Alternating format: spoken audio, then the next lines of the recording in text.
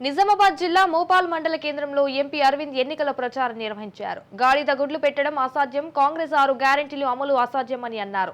రాష్ట్ర ప్రజలు రోజు దేవుళ్లని కాంగ్రెస్ పార్టీ పడిపోవాలని, బీజేపీ పార్టీ అధికారంలోకి రావాలని ప్రార్థించాలని కోరారు. అయితే ఎన్నికల హామీలు అమలు చేయని రేవంత్ ప్రభుత్వానికి రాష్ట్రాన్ని పరిపాలించే అర్హత లేదు అని వెల్లడించారు.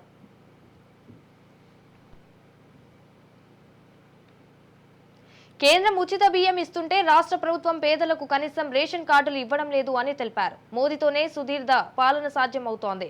అయితే దేశమంతా మోడీ పాలన కోరుకుంటున్నారు. 40 ఏళ్ల పసుపు రైతుల కల పసుపు బోర్డు ఏర్పాటు బీజేపీతో సాధ్యమైందన్నారు ఎంపీ అరవింద్.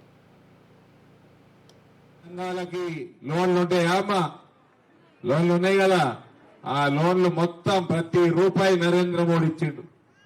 దాని మీద 5% వడ్డీ రాయితీ నరేంద్ర మోడీ ఇస్తున్నాడు. కాంగ్రెస్ వాడు 4% ఇస్తలేడు, అందుకని మీకు పావులా వడ్డీ వస్తలేదు.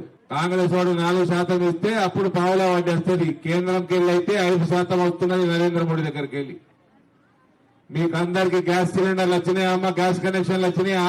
రాని వాళ్ళు అప్లై చేసుకోరి. గ్యాస్ సిలిండర్లు 350 రూపాయలు సబ్సిడీకి వస్తున్నాయి, తక్కువ ధరకు వస్తున్నాయి. మనందరికీ ప్రతిరోజు మనకి ఫ్రీ రేషన్ ప్రతి నెల ఇస్తున్న రోజులమ్మా నరేంద్ర మోడీ ఇస్తున్నాడు. గత 4 ఏళ్లకెళ్ళి రానున్న 5 సంవత్సరాలు కూడా ఫ్రీ రేషన్ ఇస్తా అని చెప్పిండు నరేంద్ర మోడీ. మన మహిళా సంఘాలకి లోన్లు ఉంటాయా అమ్మా? లోన్లు ఉన్నాయి కదా, ఆ లోన్లు మొత్తం ప్రతి రూపాయి నరేంద్ర మోడీ ఇచ్చిండు. దాని మీద 5% వడ్డీ రాయితీ నరేంద్ర మోడీ ఇస్తున్నాడు. కాంగ్రెస్ వాడు 4% ఇస్తలేడు.